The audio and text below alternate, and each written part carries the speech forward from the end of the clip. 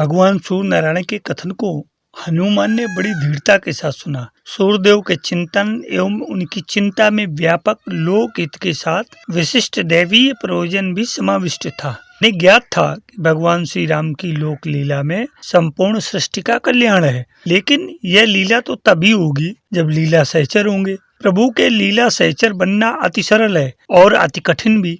अभिमानी कभी भी प्रभु की लीला में सहयोगी नहीं बन पाते, फिर उनमें चाहे कितने गुण क्यों न समाये हों। गुणवान होना बहुत अच्छी बात है।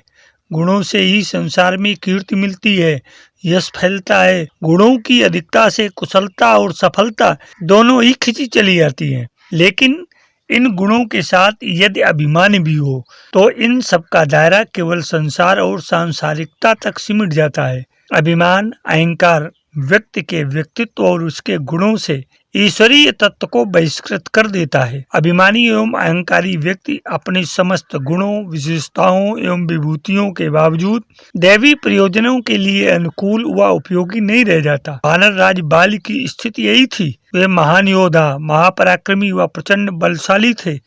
उन्हें अनेक वरदान भी प्राप्त थे, परंतु उनके समस्त गुणों, विशेषताओं एवं विभूतियों पर उनके अभिमान ने ग्रहण लगा दिया था। जबकि उनके छोटे भाई सुग्रीव उनके जितने पराक्रमी व बलशाली न होने पर भी विनम्र व विचारशील थे। ईश्वर भक्ति उनके रोम रोम में समाई थी। वे अपनी योग्यताओं के साथ अयोग्यताओं से भी परिचित थे, परंतु उन्हें इस सत्य पर पूर्ण विश्वास था कि प्रभु का संस्पर्श उन्हें प्रभु के सर्वथा योग्य बना सकता है। जब भगवान भास्कर अपनी बात हनुमान से कह रहे थे, तब हनुमान उनकी आंखों के परिप्रेक्ष्य में वानर राज बाली एवं उनके कनिष्ठ भ्राता सुग्रीव के बारे में सोच रहे थे। उन्हें इस बात का संपूर्ण ज्ञान था कि बाली का बल असाधारण है। यदि वह किसी पर कुपित हो जाए तो फिर वह असुर हो या देव या फिर यक्ष, राक्षस, प्रेत, पिशाच कोई भी क्यों न हो, उसका सुरक्षित रह पाना नामुमकिन है। बाली के कोप से सुग्रीव को बचाने का दायित्व लेना दुष्कर ही नहीं, असंभव भी था। लेकिन सूर्यदेव ने हनुमान के अनुरोध पर यही गुरुदक्षिणा मांगी थी। हनुमान ने भी बिना पल की देर लगाए सूर्य नारायण की इस मांग को स्वीकार कर लिया। उन्होंने सहर्ष हामी भर दी। हनुमान के हामी भरने से सूर्यदेव की प्रसन्नता का पारावार न रहा। जब से दशानन रावण ने वानर राज बाली से चाटुकरता भरी मित्रता का स्वांग रचा था, तब से भगवान सूर्य सुग्रीव के लिए चिंतित रहने लगे थे। वह जानते थे कि लंकेश रावण की यह मित्रता निरा ढोंग है, निरा स्वांग है और दिखावा है। रावण अपनी महत्वाकांक्षा के अतिरिक्त किसी का भी सगा नहीं हो सकता। बाली के प्रति उसकी मित्रता केवल छल और छद्म के सिवा कुछ और नहीं। वह तो बस वानरों में फूट डालना चाहता था। उसकी चाहत तो बस इतनी है कि किसी भी तरह वानरों का बल कम हो। रावण की इस स्थिति से सूर्य नारायण भली प्रकार परिचित थे। उनकी इस बात को हनुमान भी भली प्रकार समझते थे। अपनी समझ, सोच, सूझबूझ एवं अत्यंत गहन अंतर्दृष्टि के कारण हनुमान को सत्य का ज्ञान था। उन्होंने सारी स्थिति का आकलन एवं समीक्षा करके ही हामी भरी थी। उनकी स्वामी ने सूर्यदेव को निश्चिंत कर दिया था। अब वह प्रसन्न थे, साथ ही निश्चिंत भी। उन्होंने इस निश्चिंत प्रसन्नता के साथ हनुमान को आशीष दिया। उन्होंने कहा, बस मैं तुम्हारे स्वरूप एवं क्षमता से परिचित हूँ। मैं जानता हूँ कि तुम्हें किसी की भी सहायता की आवश्यकता नहीं है, परंतु तुम मुझे अतिशय प्रिय हो। इसी के साथ तुमने मुझे अपना आचार्य बनने का गौरव प्रदान किया है। इसलिए इन क्षणों में, जबकि तुम्हारी विद्या संपूर्ण हो गई है, तुमने ज्ञान को उसके सभी आयामों के साथ आत्मसात कर लिया है। तुम्हें मेरा आशीष है कि तुम्हारा ज्ञान, तुम्हारी विद्या एवं तुम्हारे द्वारा सीखी गई संपूर्ण कलाएं तुम्हारे जीवन में हर क्षण, हर पल अपनी सार्थकता सिद्ध करें। उनके आशीर्वाद को पाकर हनुमान ने अपना सिर नवाया। सूर्यदेव अपने इस सर्वोत्कृष्ट शिष्य पर सर्वथा प्रसन्न थे। ज्ञात था कि हनुमान महारुद्र हैं, जो अपनी लीला से इस समस्त सृष्टि को लील सकते हैं। उनके लिए कुछ भी असंभव नहीं है। बस ये तो लोक मर्यादा की रक्षा के लिए एक उपक्रम था। इसकी वजह से वे उनके पास ज्ञान प्राप्त के लिए आए थे। आज वह अवसर भी सफल व संपूर्ण हुआ। क्षणों में संसार को प्रकाशित करने वाले भगवान मार्तंड किंचित भाव विभोर एवं तनिक विह्वल थे। उन्हें समझ में नहीं आ रहा था कि हनुमान को कैसे और किस तरह विदा करें। फिर भी विदा तो करना ही था। विदाई तो जैसे अब नियत की सुनिश्चित एवं अनिवार्य घटना के रूप में घटित होनी ही थी। लेकिन अभी तो गुरु एवं शिष्य दोनों ही मौन साधे खड़े थे। दोनों में से कोई कुछ भी नहीं बोल रहा था। आखिर में हनुमान ने इस मौन का समापन किया। वे हाथ जोड़कर अद्भुत स्वर में बोले, हे देव, आपने मुझ पर विश्वास करके मुझे जो कार्य सौंपा है मैं उसका पूरी निष्ठा से पालन करूंगा। ये सच है कि वानर राज बाली अतुल बलशाली है, परंतु मैं आपसे निश्चित रूप से कहता हूँ कि वे अपने संपूर्ण बल और कौशल का प्रयोग करके भी सुग्रीव के प्राणों को संकट न पहुंचा सकेंगे। इतना कहकर हनुमान कुछ क्षण के लिए रुके और बोले, देव अकेले बाली ही क्यों, सृष्टि की समस्त शक्तियां मिलकर भी सुग्रीव का अहित न कर सकेंगी। इतना ही नहीं, मैं आपको यह भी वचन देता हूँ कि सुग्रीव प्रभु श्री राम के कार्य में अनिवार्य रूप से सहयोगी बनेंगे। भगवान, आप अपने इस सेवक पर इतना तो विश्वास कर ही सकते हैं। हनुमान की यह कहने पर भगवान सूर्य ने कहा, पुत्र, मुझे तुम पर विश्वास से भी कहीं अधिक विश्वास है। सुग्रीव की रक्षा का दायित्व तुम्हें सौंपकर मैं निश्चिंत हूँ। मुझे अब संपूर्ण रूप से ज्ञात हो गया कि सुग्रीव समय आने पर प्रभु श्री राम की अवतार लीला में सहयोगी बनेंगे। पुत्र, तुम्हारी माता को तुम्हारी अतिशय प्रतीक्षा होगी, इसलिए अब तुम धरती के लिए प्रस्थान करो।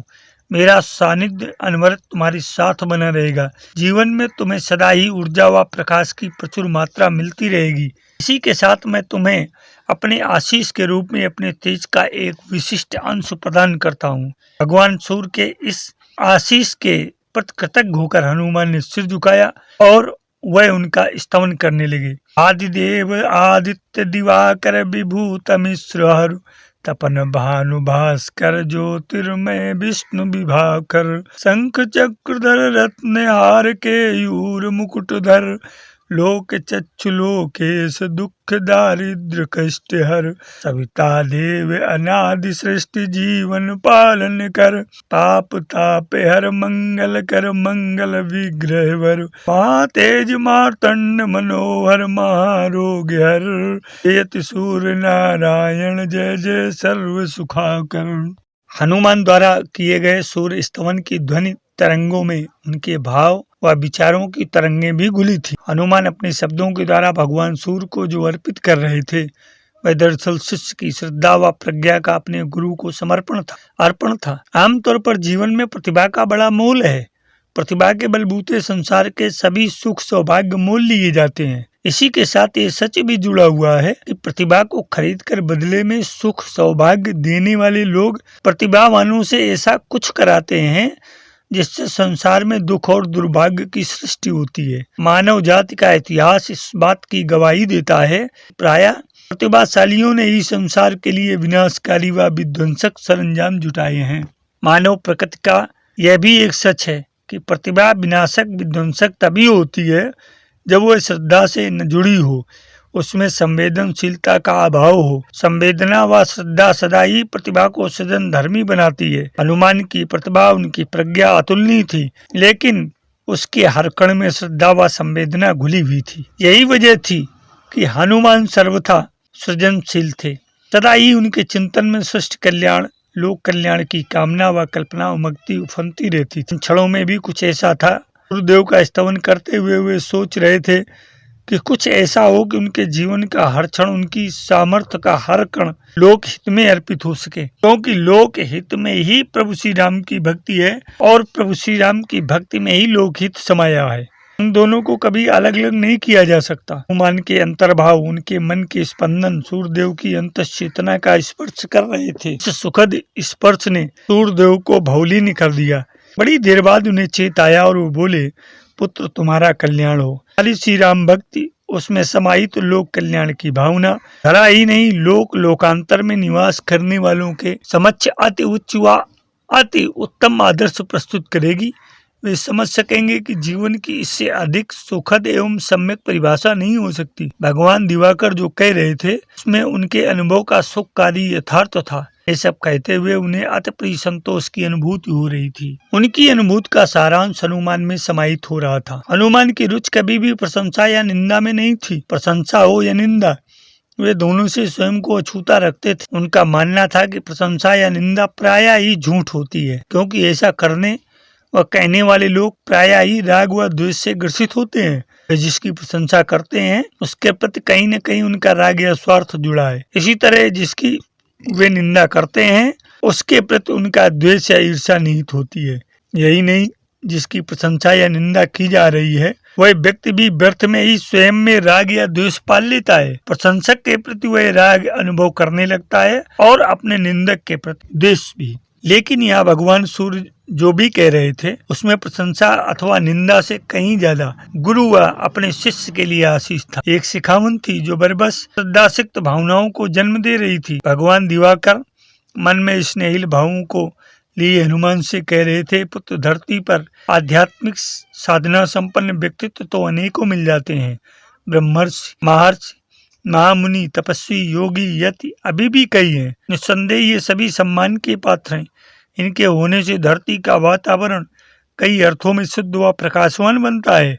लेकिन इनसे भी कहीं अधिक कारगर उपस्थिति उनकी होती है जो आध्यात्मिक चेतना संपन्न होने के बावजूद लोक सेवा को अपने जीवन की परिभाषा बनाते हैं। ऐसे व्यक्तित्व दुर्लभ हैं। लोक सेवा में प्रायः दो ही तरह के लोग प्रवेश करते हैं। पहले वे जो लोक सेवा के माध्यम से लोक प्रतिष्ठा पाना चाहते हैं, दूसरे वे जो लोक सेवा के माध्यम से सुविधा, साधन या धन बटोरना चाहते हैं। ऐसों के लिए लोक सेवा एक मुखौटा बन जाती है। इसके वास्तविक अर्थ से अनभिज्ञ रहते हैं। इनके द्वारा जीवन के इस पूर्ण क्षेत्र को बहुत ही कलुषित, दूषित बना दिया गया है। यही वजह है कि आध्यात्मिक अभिरुचि संपन्न लोग इस क्षेत्र में आने से हिचकिचाते व डरते हैं। इसके बावजूद भी इसे अपनाया जाना चाहिए। कुछ न चाहने पर भी लोक सेवा का चयन करना, इसे अपने जीवन का ध्येय बना लेना वास्तविक अर्थों में कठिनता पर है। भगवान दिवाकर की इन बातों को हनुमान सुन रहे थे और गुन भी रहे थे। हनुमान की तल्लीनता भावकर सूर्य भगवान ने कहा, बस संसार व सांसारिकता की चाहत न होने पर सच्ची लोक सेवा तभी की जा सकती है जब संसार का भगवान का स्वरूप समझा जाए, नर को नारायण के रूप में देखने के भाव जगे, प्रकृति के 3 गुणों से स्वयं को लपेटे परमेश्वर को देखने का स्वभाव पड़ जाए। क्योंकि यहाँ आध्यात्मिक चेतना संपन्न को विभिन्न स्थितियों का नित्य सामना करना पड़ता है। यहाँ प्रशंसा व निंदा के ज्वार भाटे सतत आते रहते हैं। एक पल जो प्रशंसा के गीत गा रहा है, वही दूसरे पल निंदा से भरी गालियां देने लगता है। स्वार्थ से सने हुए लोग उसे भी अपने जैसा कुत्सित व कलुषित समझते हैं। यहाँ पल पल में सहयोगी विरोधी बनते हैं और विरोधी सहयोगी होने का स्वांग करते हैं। इन सब विसंगतियों के बावजूद यह क्षेत्र वरेण्य है, क्योंकि इन विसंगतियों, विपदाओं व कलुषता के बीच प्रभु के प्रकाश का आवाहन, उसके अवतरण को संभव बनाना एक अति कठिन काम है। लेकिन प्रभु के भक्त इसे अपनी भक्ति के बल पर सुगम, सरल व संभव बनाते हैं। उनकी उपस्थिति से न केवल मनुष्यों का अन्य प्राणियों के जीवन बदलते हैं, बल्कि धरती की चेतना भी बदलती है। तुम महापराक्रमी हो, तुम्हें यही करना है। जब तुम इसे सफलतापूर्वक करोगे तो तुम्हें सब महावीर कहकर पुकारेंगे, क्योंकि ये कार्य ऐसा है जिसे तुम जैसा महावीर ही कर सकता है। श्री राम भक्त की साधना वास्तविक अर्थों में लोक सेवा की सच्ची साधना है। राम धुन में ही, मन में ही नहीं, कर्म में भी गूंजनी चाहिए। भगवान अपने प्रखर तेजस्वी शिष्य हनुमान को यही सिखा रहे थे। इस प्रसंग में भगवान दिवाकर ने एक बात और भी कही, वो बोले, हनुमान, भगवान की अवतार लीला भी लोक सेवा का ही पावन रूप होती है, क्योंकि वे ही अपने अवतार से लोगों को जीवन का सही ढंग, प्राण मात्र के प्रति संवेदना और सेवा की ही सीख देते हैं। इस सत्य को पुत्र उनसे अधिक और कौन जानेगा। ऐसा कहते हुए उन्होंने हनुमान की ओर ऐसे देखा जैसे कि उन्होंने अपने दीक्षांत उपदेश की परिसमाप्त की हो। मेरे अध्यात्म प्रेमी जिज्ञासु मित्रों, हनुमान की दीक्षा की स्वीकारोक्ति का ये वीडियो अंक आपकी सेवा में एक सक्षम शिक्षण और सहायता के लिए प्रस्तुत है। आशा है कि आप इसे पसंद करेंगे और निश्चित ही अपने इष्ट मित्रों को भी शेयर करेंगे। इसको लाइक, सब्सक्राइब और कमेंट करना न भूलें। सफल जीवन की यात्रा के इस अंक में आज इतना ही। धन्यवाद।